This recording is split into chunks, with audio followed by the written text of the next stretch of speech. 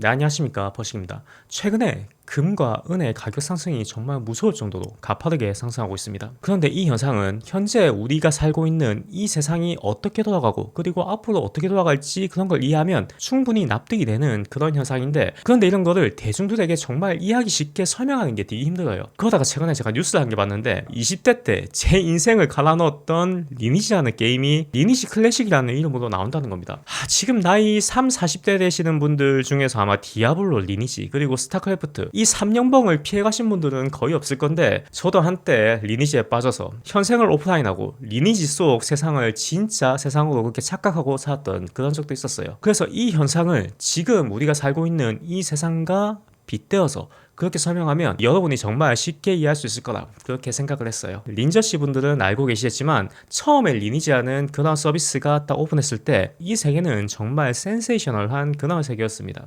얼굴이 보이지 않기 때문에 이 사람의 직업과 외모 그리고 나이도 판단하지 않고 순수하게 그 게임 속의 인성 말투 그리고 그 사람의 레벨과 게임 스킬만으로 평가받는 그런 세계였어요. 말 그대로 메타버스 세계였죠. 그리고 그 안에는 사랑과 우정이 싹틀 때도 있었고, 혹은 배반과 PK가 난무하기도 했습니다. 사기 같은 범죄행위나 혹은 집단을 이뤄서 전쟁을 벌이기도 했습니다. 그렇게 해서 막강한 권력을 쟁취하기도 했죠. 그 권력을 이용해서 세금을 매기고 모든 플레이어에게서 세금을 걷는 그런 시스템도 있었습니다. 이렇게 이야기했을 때 정말 우리가 살고 있는 현실과 매우 비슷합니다. 이런 거에 매력을 느껴서 많은 유저들이 이 게임에 접속을 하기 시작합니다. 그러면 개발사 입장에서는 서버 과발을 위해서 서버를 계속 증설을 해야 돼요. 캔나웰, 데포로즈, 에바썸 이렇게 계속 증식을 하는데, 우리 한국의 현실로 치면 서울 서버, 부산 서버, 인천 서버, 광주 서버 이런 식으로 계속해서 서버를 늘리게 된다는 거예요. 자, 그런데 게임을 하다 보면 조금씩 유저들이 빠져나가기 시작하죠. 신규 유입이 점점 줄어들게 됩니다. 그러면 어떤 변화가 발생하냐면 그 게임 내에 경제 시스템이 바뀌기 시작해요. 신규 유저가 많을 때는 저레벨용 아이템 중에서 매우 희귀한 그런 유니크 아이템이 정말 고가에 팔렸다면 모든 사람들이 뉴비티를 벗고 더 이상 신규 유입이 되지 않을 때부터 신규용 아이템, 그러니까 저레벨용 유니크 아이템의 가치가 거의 제로에 수렴하게 되는 겁니다. 그리고 반대로 고레벨용, 그러니까 가치가 비싼 아이템들의 가격은 천정부지로 이렇게 올라가게 되어 있어요. 기본적인 수요와 공급의 법칙에 의해서 그렇게 가격이 결정됩니다. 이런 거를 현실 세계로 치면 일자리와 부동산으로 연결할 수 있습니다. 수도권 지역의 좋은 일자리, 그리고 핵심 구역, 금싸라기 구역의 부동산의 가격은 천정부지로 올라가는데, 비전이었거나 월급이 작은 일자리, 그리고 외곽 부분의 일반 주택가 지역들의 부동산은 가격이 점점 하락하게 된다는 거예요. 이런 현상이 천천히 발생하게 되고, 그 다음에 어떤 일이 발생하느냐, 개발사 입장에서 정말 여러 서버를 만들었죠. 사람들이 많이 몰리니까 여러 서버를 만들어서 그렇게 신규 유입을 많이 받아놨는데, 그런데 결국 이 게임을 즐기는 플레이어들은 한정되어 있어요. 그러다 보니까 이 서버 중에서도 망섭과 흑섭이 나뉘기 시작합니다. 이 서버 망섭이야. 신규도 없고 그리고 라인 통제도 심하고, 그런데 이 서버는 아직까지 통제도 없고 그리고 전쟁도 활발하고 사람도 많고, 그러면 망서버에 있던 사람들이 이쪽으로 이동하기 시작해요. 그러니까 플레이어 입장에서는 사람들이 줄면 경쟁자도 줄기 때문에 내가 사냥을 했을 때 좀 더 많은 이득을 볼 수 있을 거다, 이렇게 생각하는데, 실제 발생하는 현상은 사람이 줄기 시작하면 그 서버 자체에 경쟁력이 줄기 시작하면서 그 서버에서 열심히 플레이하는 그런 의미 자체가 없어지게 되는 겁니다. 소위 말해서 고인물만 남아있는 그런 서버로 전략해버리는 거죠. 그리고 잘 되는 서버에 사람들이 몰리다 보니까 여기에서 엄청난 경쟁이 발생하고, 그리고 과거에 비해서 사냥터는 훨씬 더 빡빡하게 변해가는 거예요. 이거 왠지 현재 우리 대한민국과 거의 비슷하다고 그렇게 느껴지시죠? 지방 소멸 그리고 수도권 과밀화, 이거는 전 세계 모든 국가가 동시에 겪고 있는 그런 일입니다. 그러니까 여기서 알 수 있듯이 사람들이 원하는 거는 많은 돈, 많은 재화가 아니에요. 많은 사람들이 인정하고 많은 사람들이 얻고 싶어하는 그 무언가의 가치가 천정부지로 올라가는 게 바로 자본주의의 핵심입니다. 이거를 이해하셔야지 특정 국가의 하이퍼 인플레이션이 왜 발생하고, 그리고 기술통화는 왜 존재하고, 미국이 이거를 왜 지키려고 하는지 그런 거를 이해하실 겁니다. 자, 이렇게 특정 서버 과밀화 현상이 발생했을 때 이 게임의 개발자, 운영진들, 그러니까 정부는 어떤 걸 하느냐, 보통 일반적으로 두 가지 선택을 같이 하게 돼요. 첫 번째로 새로운 서버를 오픈합니다. 그리고 두 번째로는 신규 유입 이벤트를 해요. 다른 게임에서 활동하고 있는 유저들을 이 게임에 유입할 수 있게 그렇게 시도를 한과 동시에 새로운 서버를 오픈해서 여기에서 경제적인 그런 인프라 발전이 발생할 수 있게 그렇게 시도를 하는 거죠. 이런 부분은 출산 장려 정책이 있겠고, 혹은 외국 이민자들을 유치하는 그런 정책도 포함됩니다. 자, 그런데 모든 게임이 그렇듯이 점점 시간이 길어지면 길어질수록 게임 내에 고렙들과 신규들의 격차가 벌어지기 시작하죠. 개발사들도 땅 파서 이거를 운영하는 게 아니에요. 게임을 계속 운영하기 위해서는 아무래도 과금 시스템을 계속 도입해야 됩니다. 그러다가 개발사들의 운영 방식이 마음에 안 든다, 혹은 야, 이 과금 방식은 너무 선 넘었다, 이거는 좀 아니지 않냐? 이렇게 되었을 때 유저들과 개발사들 간의 마찰이 발생하게 되는 거예요. 지금 시점이 바로 그 마찰 시점입니다. 미국이라는 지구촌 게임 개발자가 너무 과금을 심하게 그렇게 유도를 하는 거예요. 그런데 그 게임 내에서 장사로 엄청나게 제한을 불린 그런 전 서버 1위 장사 길드가 있었습니다.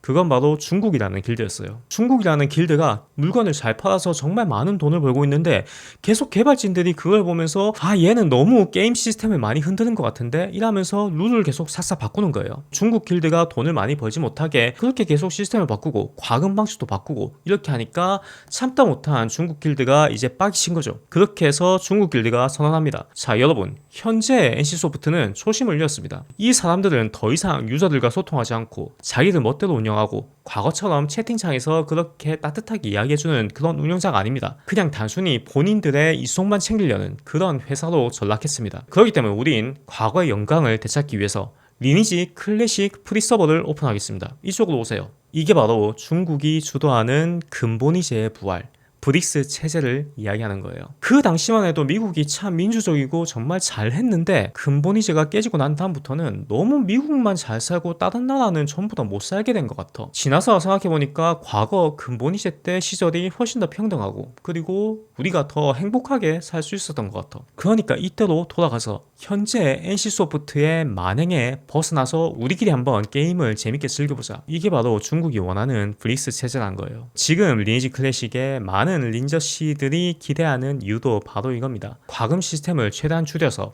예전에 그 맛을 살리는 그런 운영을 하겠다, 그런 거에 기대를 걸고 있다는 거죠. 뭐 이런 거는 과거에 뭐 바람의 나라, 와우 같은 그런 게임에서도 한 번씩 다 있었던 일입니다. 자, 이렇게 되었을 때 이 클래식 서버에 접속하는 사람들은 신규 유저도 있겠지만 그 중에 절반은 기존 유저들이 이쪽으로 유입되게 될 겁니다. 그런데 이미 거기에서 사용될 재화는 공개되어 있습니다. 그건 바로 실물금입니다. 거기다가 현실 세계의 NC소프트 역할을 담당하던 미국은 2008년 금융위기 이후로 점점 더 신뢰를 잃고 있는 그런 상황이었어요. 그러니까 대체제가 없어서 참고 있었지만 민심은 점점 잃어가고 있는 그런 상황이었다. 미국 달러의 권위가 약해지는 만큼 금값이 올라가기 시작한 겁니다. 그리고 그 시점은 트럼프 정권이 들어서면서부터 더욱더 가속화되기 시작했죠. 미국 우선주의, 자국민 우선주의 정책을 내세우면서 다른 나라의 자본력, 부를 미국으로 흡수하는 그런 과정이 너무 심해지니까 이런 현상에 대항하기 위해서 상대적으로 금값이 올라가는 겁니다. 자, 그러면 이 시점에서 NC소프트는 뭘 해야 될까요? 얘네가 지금 프리서버를 오픈한대요. 자기네들 유저를 빼간다는 소리인데 그러면 당연히 경찰에 신고하고 국제법 위반이라고 그렇게 고소하고 환율 조작이라고 그렇게 압박을 넣어야 되겠죠. 중국 장사길드가 새로운 시스템을 만들지 못하게 그렇게 방해를 해야 됩니다.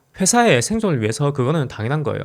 그런데 말로 안 되니까 이제는 본격적으로 뚫겨 패기 시작해야 되는데, 그런데 상대는 전 세계 서버의 경제 시스템을 좌우하고 있는 그런 장사 길드란 말이죠. 그렇기 때문에 이 길드를 관리자 입장에서 직접적으로 공격하지 못하고 이쪽 길드와 몰래 협력하거나 내통하고 있던 그런 국가들, 그런 플레이어들, 그런 혈맹들을 공격하는 거예요. 자, 베네수엘라 길드는 지난 3년 동안 게임에서 불법 행위, 치트를 활용했기 때문에 개발사 입장에서 강력한 처벌을 했고, 그리고 그 혈맹의 군주였던 악의 축이었던 마두로를 우리가 형사적으로 그렇게 체포했습니다. 이런 식으로 현재 흘러가고 있다는 거예요. 자, 그렇다면 지금 아직까지는 승자는 결정나지 않았어요. 중국이 독립을 성공할지 혹은 미국이 이 시스템을 더 견고하게 만들지 아직까지 진행 중이지만, 일단 금값이 올라가는 이유는 여러분이 확실하게 이해를 했을 겁니다. 그러면 은값은 대체 왜 올라가는 걸까? 자, 게임 내에서 은계라는 재료 아이템이 있었어요. 이건 보통 여성 유저들이 스킨을 만들 때 거기 들어가는 그런 재료로 많이 사용했던 그런 아이템인데, 그런데 최신 업데이트를 통해서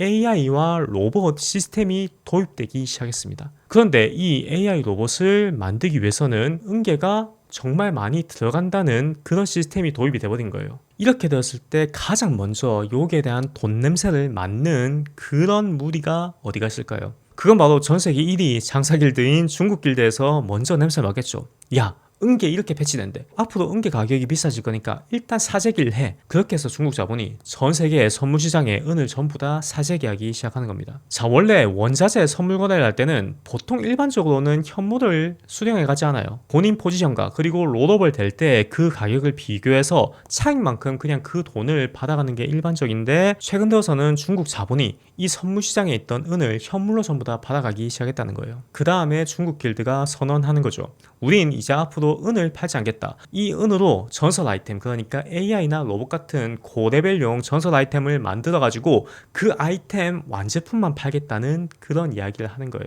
그러다 보니까 원재료인 은의 가격이 이렇게 폭등하기 시작하는 거예요. 만약에 우리가 살고 있는 이 현실이 MMORPG와 똑같은 그런 구조였다면 개발팀인 미국이 은을 막 찍어내가지고 이 재료의 인플레이션 현상을 이렇게 낮출 수 있겠죠. 하지만 아쉽게도 미국은 관리자이자 운영자이지 개발팀이 아니었습니다. 그렇기 때문에 돈은 찍어낼 수 있지만 이런 자원을 찍어낼 수는 없는 거죠. 이런 지정학적 이유로 금값이 상승하고, 그리고 은값의 상승 원인은 금과 비슷하지만 조금 더 실질적인 이유로 그렇게 가격이 상승하게 된 겁니다. 그러면 눈치가 빠른 여러분은 이 다음에 있을 일도 대충 예상할 수 있을 겁니다.